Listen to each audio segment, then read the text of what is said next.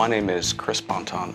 I work with workforce engineering. I'm a float nurse. I float around to all the floors at 5 different facilities. Every different floor has their own different challenges. Pulmonary, cardiac, we do it all. It's a lot of different challenges, especially when you don't know what you're getting into. Chris is a very dedicated nurse. It's pure determination. All of our nurses have multiple years of experience to be able to float throughout the system. Chris has that background that we're looking for the West team. I did just over 9 years. Active duty side was an Army nurse. So as an Army nurse, you kind of get used to being told where to go and where to work. I've worked ICU, I've worked in the ED. We've seen a lot. So I have what it needs for this specific job.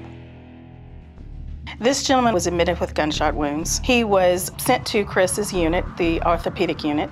I saw 2 police officers sitting next to this room. I was like, oh, that's got to be a float nurse.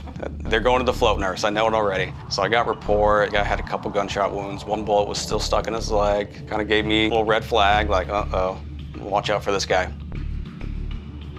That particular shift that Chris took care of him, he noticed that his leg did not look good. He just had, this intuition or feeling that, things were going to kind of deteriorate throughout the day.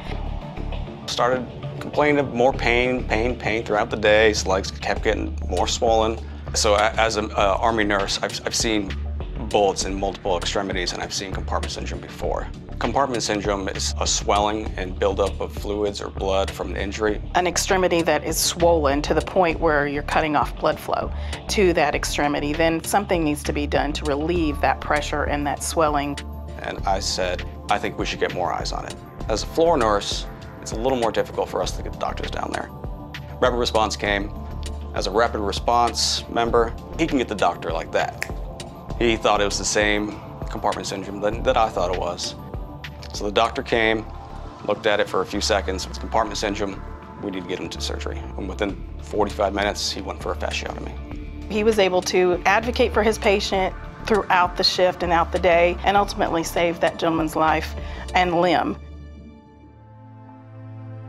I get great comments everywhere he floats to. People want to keep him, and I tell them no, they can't have him. His positive attitude, his work ethic, his clinical judgment, everything. He's just all around a great clinician. It's really just the compassion and the patience. It takes a lot of patience in a person, and not everyone has the patience. It's not just about passing meds, doing the daily things. It's really about advocating for the patients.